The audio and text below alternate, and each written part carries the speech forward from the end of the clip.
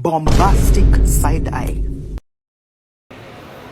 Indonesia berperan dalam menjaga perdamaian dunia, memberikan bantuan kemanusiaan di berbagai negara, dan membantu menyelesaikan konflik di berbagai negara.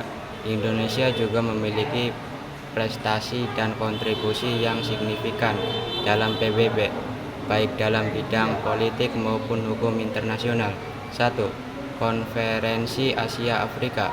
2. GNB, Gerakan Non-Blok. 3. Misi Garuda, Kontingen Garuda.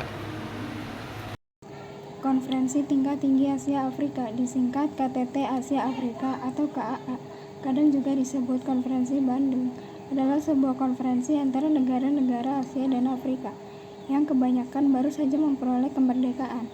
KAA diselenggarakan oleh Indonesia, Myanmar, dahulu Burma, Sri Lanka, dahulu Thailand, India, dan Pakistan, dan dikoordinasi oleh Menteri Luar Negeri Indonesia Sunario.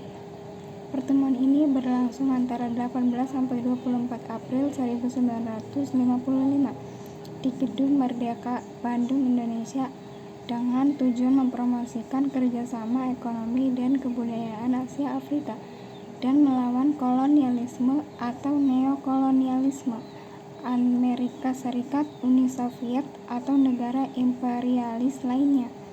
Sebanyak 29 negara yang mewakili lebih dari setengah total penduduk dunia pada saat itu mengirimkan wakilnya.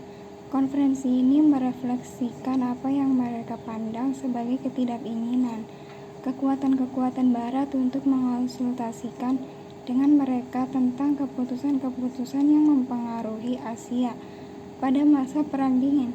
Kekhawatiran mereka mengenai ketegangan antara Uni Soviet dan Amerika Serikat. Keinginan mereka untuk membentangkan fondasi bagi hubungan yang damai antara Tiongkok dengan mereka dan pihak Barat.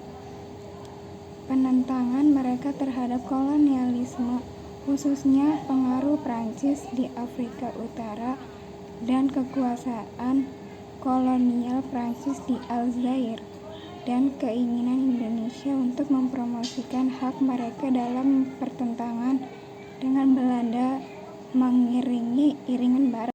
10 poin hasil pertemuan ini kemudian tertuang dalam apa yang disebut Desasila Bandung, yang berisi tentang pertanyaan mengenai dukungan bagi kerukunan dan kerjasama dunia. Desasila Bandung ini memasukkan prinsip-prinsip dalam piagam PBB, dan prinsip Nehru. Konferensi ini akhirnya membawa kepada terbentuknya Gerakan Non-Blok pada 1961.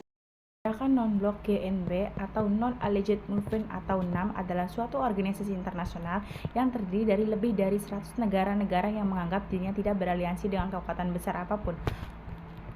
Adalah untuk menjamin kemerdekaan, kedaulatan, integritas teritorial, dan keamanan dari negara-negara non-blok.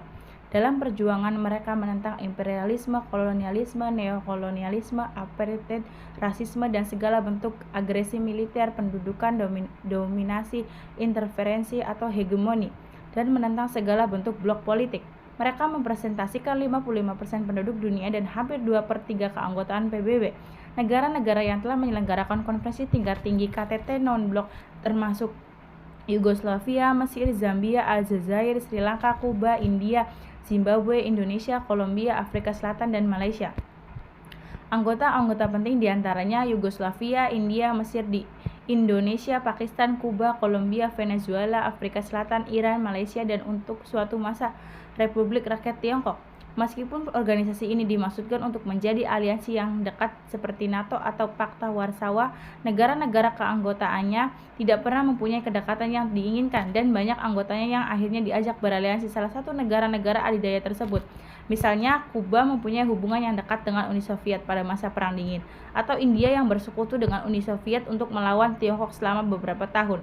Lebih buruk lagi, beberapa anggota bahkan terlibat konflik dengan anggota lainnya, seperti misalnya konflik antara Hindia dengan Pakistan, Iran dengan Irak.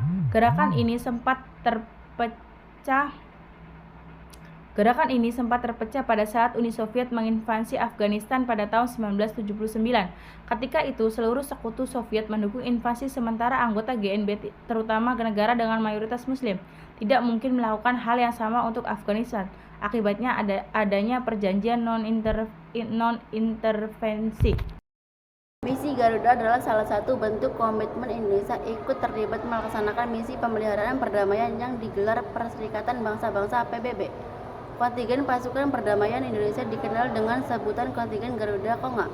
Kontingen Garuda terdiri dari Tentara Nasional Indonesia TNI, polisi dan sipil yang ditugaskan ke negara yang mengalami konflik. Indonesia telah berpartisipasi dengan kegiatan sejenis mulai tahun 1957, bahkan sudah ada 27 lebih kontingen pasukan dan subkontingen pasukan yang terbentuk hingga sekarang. Pembentukan pasukan Garuda diawali dari kemunculan konflik di Timur Tengah pada 26 Juli 1956. Saat itu, ketiga negara terdiri dari Inggris, Prancis, dan Israel melancarkan serangan gabungan terhadap Mesir.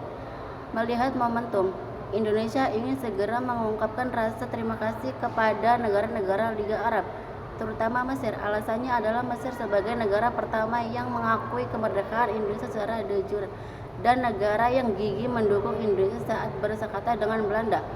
Mesir yang mengalami konflik militer skala besar dan dibantu oleh Indonesia yang berusaha membalas budi Mesir melalui mekanisme diplomatik PBB. Indonesia mendukung PBB untuk mengirimkan pasukan perdamaian Indonesia membantu meredakan krisis. Akhirnya kontingen Garuda 1 dikirimkan ke Mesir pada 8 Januari 1967.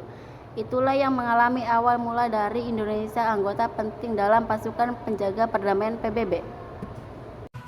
Sumpah mati padamu, ku jatuh hati.